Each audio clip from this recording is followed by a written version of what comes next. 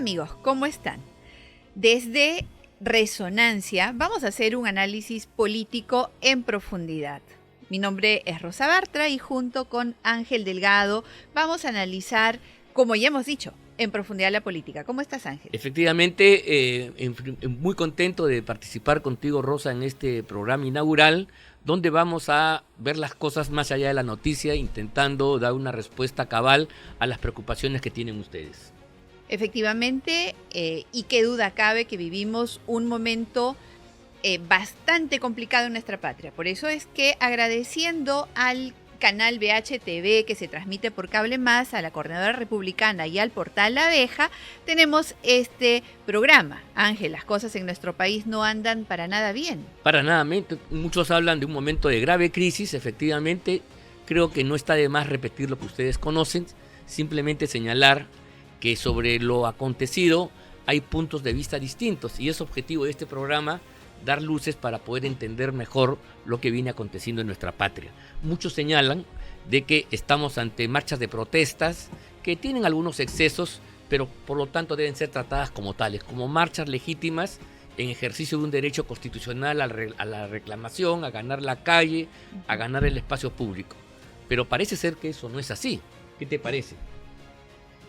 Ángel, estamos hablando de un número de varias decenas de víctimas mortales. Creo que ese es un primer punto que nosotros debemos subrayar.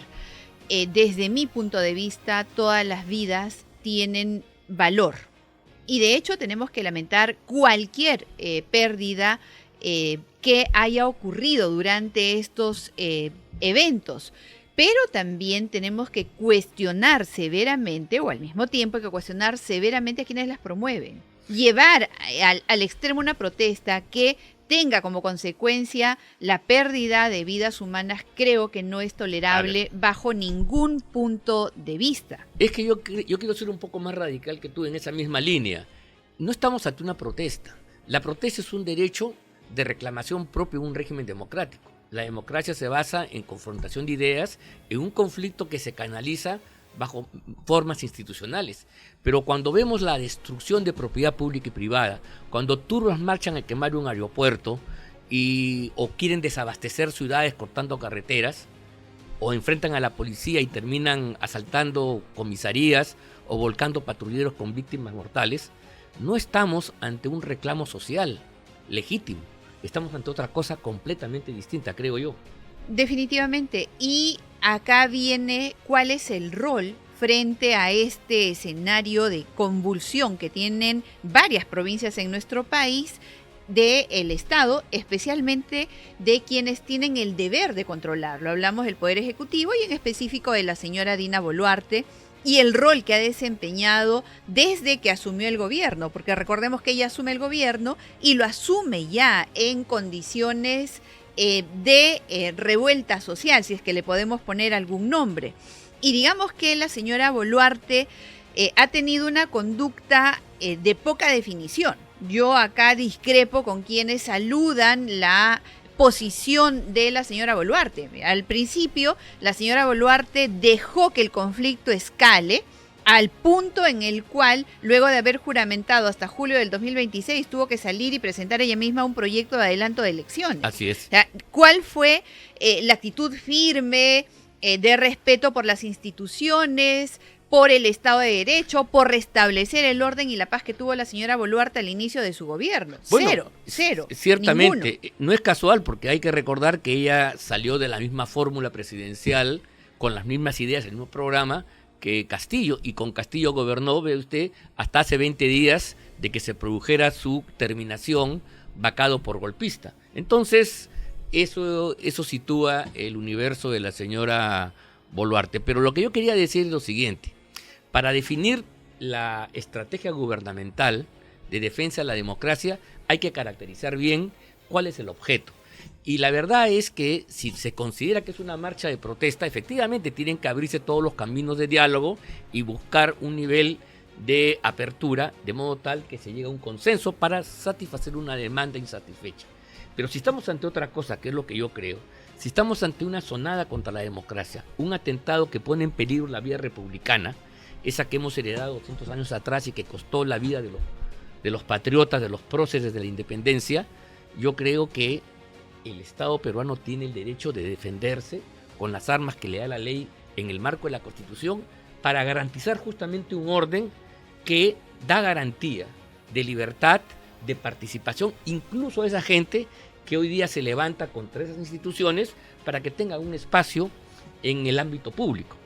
Lo contrario es simplemente que el Estado se rinda, que bajemos la guardia y aceptemos una imposición violentista con caracteres claramente terroristas en muchos casos para amedrentar a la población y al país. Justamente ese es el punto, Ángel, en el que creo nosotros que como Resonancia miramos el detalle de las circunstancias, es que regreso a la posición de mi intervención anterior. Dina Boluarte dejó que el conflicto escale. ¿Por qué? Y luego, en el transcurso de los días, ella hizo uso, además, que ella tiene el monopolio de la Fuerza Armada y de las fuerzas policiales para controlar. Nadie más lo tiene, solamente ella puede ejercer ese tipo de autoridad para controlar convulsión social. Pero en los últimos días, nuevamente hemos tenido a una presidenta totalmente ausente. Se presentó su presidente del Consejo de Ministros, obtuvo el voto de confianza, mientras el Perú seguía una situación convulsa y ella guardó un silencio desconcertante. No dijo absolutamente nada, sino hasta el último mensaje a la nación, sí, en el cual ella nuevamente entra en un mensaje contradictorio. Un mensaje que no se entiende, o está para imponer el Estado de Derecho y restablecer el orden y la paz social, o pide perdón y le da la razón a los violentistas. Pero cuando tú tienes una mezcla en la cual tratas de darle la razón, así sea en una parte, a todos, entonces estás diciendo nada. Y esa es la preocupación que tengo, porque más allá de no voy a renunciar, que creo que es la única parte completamente clara que hemos escuchado en el mensaje a la nación, no hay nada más que quede claro. Incluso el llamado al Congreso a decir, póngale ya pues fecha de caducidad a nuestro gobierno para que tengamos fecha cierta, es darles la razón en parte. A los violentistas. Y entonces, ¿en qué quedamos? ¿Cuál es realmente el análisis que tiene la presidenta de la República para que pueda, en base a ese análisis, plantear alternativas que realmente sean viables y no saquen del estancamiento en el que nos encontramos? No, es verdad. Yo creo que es objetivo y además comprensible que su política frente a estos hechos esté marcada por la vacilación. Hay elementos de ambigüedad, de marchas y retrocesos, avances, noches y cosas claras.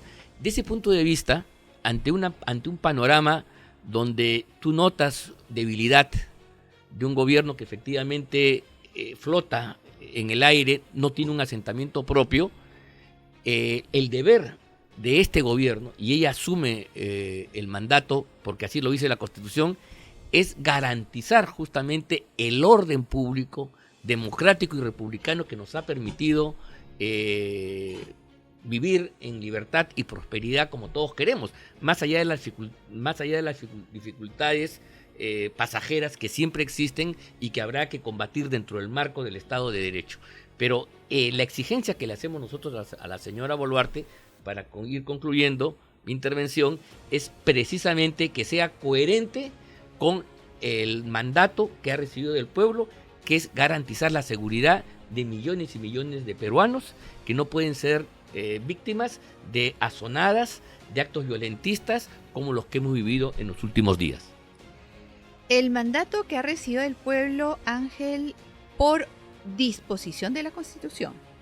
Ojo, que no hay que olvidarnos de eso, porque si estamos viviendo problemas como los que vivimos, y seguramente seguiremos hablando sobre esto en el transcurso de los días, tiene que ver con haber desconocido las instituciones. Así es, con claro. Haber permitido golpes de Estado, con haber permitido disoluciones de Congreso absurdas, por haber permitido el trastocamiento de los principios constitucionales. Ojo que eso al final termina siendo un boomerang, es decir, algo que te termina explotando en la cara. Por eso es que También recordamos que si bien la señora Boluarte está por decisión del pueblo, pero esa decisión del pueblo es por mandato de la Constitución. Y eso es algo que parece que no terminamos de entender. De acuerdo.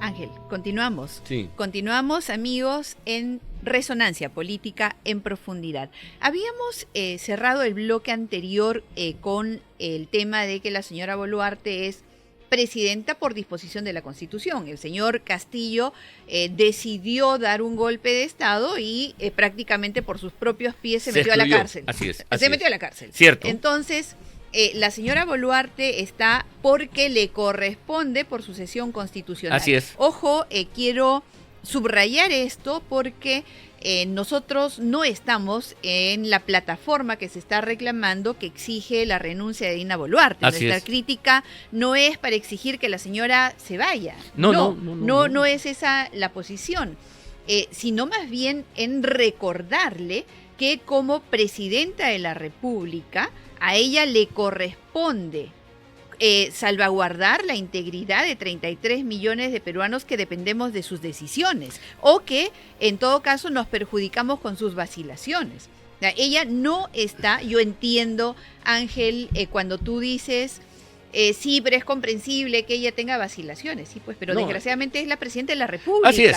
Y como presidenta de la República hay atribuciones, indulgencias que les están permitidas a cualquier mortal, como tú, No, como yo, es cierto. pero no a la presidenta de la No, República. cuando yo digo comprensible es solamente a nivel explicativo, o sea, explicar por qué la conducta vacilante, sinuosa, a veces contradictoria, pero sí, yo totalmente de acuerdo contigo, porque esa es la posición democrática, es respetar estrictamente el mandato de la Constitución y ante la ausencia del presidente le toca asumir a la vicepresidenta y punto.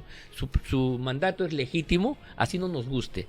Y por lo tanto nuestra crítica, a diferencia de los que están alborotando el país y pidiendo su renuncia, es para que ejerza el mandato que tiene con la legitimidad, la contundencia y la habilidad que este mandato exige. Con las armas, además, que tiene por mandato de la Constitución y de las leyes. Entonces, mira, ¿cuál es la plataforma de lucha, si es que la podemos llamar así, en los términos que usan quienes están movilizando en el sur especialmente? ¿Cuál es su plataforma? Renuncia de la presidenta Boluarte, disolución del Congreso, elecciones inmediatas y la Asamblea Constituyente. Lamentablemente ninguno de esos puntos es algo que dentro de la institucionalidad pueda ocurrir de forma inmediata. Todos esos ¿no? puntos son inconstitucionales, además. Exactamente. Implicaría, para que se ejecute, implicaría violentar groseramente la Constitución. Por ejemplo, la señora Boluarte no puede sacar a Castillo de la cárcel porque él está enjuiciado, está siendo investigado por la Fiscalía por delitos y por lo tanto eso sale de su ámbito. Ella no puede disolver el Congreso de la República Salvo porque no tendría que hacerlo a través de un procedimiento que no está a su alcance. Así es. Entonces, esta plataforma es majadera y es un pretexto para soliviantar la tranquilidad pública en el sur del país y en otras partes del territorio e imponer autoritariamente una determinada agenda que no es la agenda del país. Esto hay que decirlo con todas sus letras y por eso entonces la exigencia que le hacemos a Boluarte de que ella asuma su responsabilidad es porque ella tiene que defender un orden público que no es cualquier orden. Yo escuchaba el otro día a un periodista de un canal oficial, todavía el Canal 7, diciendo que entre el orden y la ley y la vida humana, él optaba por la vida humana. Esa me parece una dicotomía falaz, totalmente incorrecta, no sé qué te parece a ti. Lo que pasa es que, y empecé hablando de esto, la vida humana es lo primero que debemos proteger. O sea, no hay una dicotomía entre el orden y la vida, no puede existir. El orden precisamente tiene que establecerse para proteger las vidas. Tú no puedes poner por debajo ni el uno ni el otro, porque el orden está para preservar la paz, la vida de cada uno. La vida de cada uno. Ahora, y ahí entramos al tema de impones orden para lograr la paz. Sí, pues, pero la paz no puede ser una claudicación a los intereses de un grupo por sobre los intereses de la mayoría. ¿no? De ninguna manera. Imagínate ceder al chantaje, a la extorsión o a la violencia de quienes quieren cortar los puntos estratégicos de desarrollo, cerrar aeropuertos, cerrar carreteras, cortar el suministro en las ciudades, buscando además logros inconstitucionales, imposibles de alcanzarse. Definitivamente te revelan que lo que hay acá no es una protesta legítima, sino que hay una agenda soterrada que, utilizando el descontento, la frustración, la pobreza, los sentimientos legítimos que tiene la gente que no ve logradas sus expectativas en términos de mejora de calidad de vida, pues definitivamente abraza. Y lo que no podemos permitir es que se aproveche eso para llevar al país al caos, porque nos va a tomar muchísimo tiempo salir de esto si es que seguimos destrozando, como lo estamos haciendo, el orden constitucional y las instituciones. Mira, en ningún caso se puede permitir que sobre un supuesto de problemas y dificultades que pueden ser reales, justificar un acto de barbarie, un acto de violencia, un acto que afecta a millones de peruanos, porque esa lógica habría que justificar a Sendero Luminoso. En la época que Sendero Luminoso desarrolló su campaña terrorista, efectivamente había más pobreza probablemente que ahora, había muchas injusticias, el Estado era mucho más incompetente y los problemas eran multiplicados en aquel entonces, pero nadie se le ocurre justificar por esa base estructural previa un acto demencial, porque la democracia justamente tiene mecanismos para atacar a esos problemas sin llevar al asesinato, a la violencia, como lo hizo Sendero Luminoso. Por eso el orden político es muy importante, porque como los seres humanos no somos individuos aislados, sino vivimos en comunidad, el tipo de orden que permite justamente que la vida preserve es el que hay que defender, porque si estuviéramos ante un orden opresivo, de una dictadura feroz, bueno, pues hay que levantarse contra eso, como lo hicieron nuestros antepasados hace 200 años, contra el poder español, contra el colonialismo en otras partes del mundo, y lucharon por un orden republicano.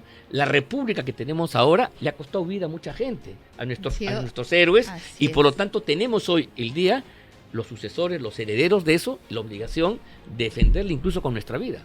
Efectivamente, Ángel, y en este orden de ideas vamos, creo, necesariamente que tocar el tema del Congreso de la República, porque obviamente estamos hablando de la señora Boluarte y de el monopolio que tiene ella del uso de la fuerza. Solo ella puede hacer uso de la fuerza, pero el Congreso de la República tiene que colaborar en este esfuerzo. Así es. Y colaborar en ese esfuerzo nos lleva a exigirles, no solamente a llamar la atención sobre eso, sino exigirles que colaboren. ¿Por qué? Porque hay un nivel de legitimidad tan precario en el Congreso de la República y que se ve afectado cada día por estas denuncias de actos de corrupción o los temas éticos que hemos visto últimamente. Sí. Y entonces probablemente sostener 20 meses más hasta el cambio de gobierno, puede tornar un escenario difícil de manejar, muy difícil de manejar. Entonces, necesitamos que nuestras autoridades sean lo suficientemente sensatas para entender también el momento social que vivimos. Sí. Comparto contigo y concuerdo plenamente en que el orden tiene necesariamente que imponerse, en que las herramientas constitucionales deben ejercerse y además que por sobre cualquier otro interés tiene que aplicarse el interés común. Sí. Sin embargo, también tiene que sumarse a ese análisis el momento social que vivimos. Sí. Y el Congreso tiene que ser consciente de ese momento social. No, yo estoy de acuerdo contigo, pero yo quiero ir un poco más. El hecho que el Congreso haya aprobado en una primera votación la reforma constitucional para recortar los mandatos y por ende adelantar las elecciones, tiene un problema, que no ha establecido todavía la fecha de la nueva legislatura, que dice que va a ser para marzo, ¿no? Para poder hacerlo. Y mira tú, cuando se han puesto como meta el hacer un conjunto de reformas que no sabemos qué calado tienen, lo que puede suceder en ese caso concreto, mira tú, es que se dilate y esta fecha entonces no se alcance la votación de 87 votos, y ahí el conflicto sí se podría ahondar, porque independientemente de quienes están movilizados de modo violentista, terrorista incluso, coincidiría con el sentimiento de otros que creemos como tú y yo de que efectivamente el Congreso también se ha desprestigiado, se ha devaluado en esta lucha contra Castillo y por lo tanto para resanar la vía republicana, darle un impulso a la democracia, es menester que acorte su mandato y permita nuevas elecciones. Desgraciadamente Ángel, y sobre el tema de las reformas que impulsa el Congreso de la República, bicameralidad, reelección, renovación por tercios, reelección de alcaldes, etcétera, en el siguiente programa de Resonancia analizaremos en profundidad. Ángel, muchas gracias por haber compartido este primer programa. A nuestros amigos los invitamos a seguirnos en las redes de la Coordinadora Republicana, por Facebook, por Instagram y además por Twitter y TikTok. También estamos en YouTube como CRTV, Coordinadora Republicana Televisión, CRTV. Síganos por ahí, que vamos a estar muy contentos de atender sus sugerencias y demás. Muchas gracias a todos.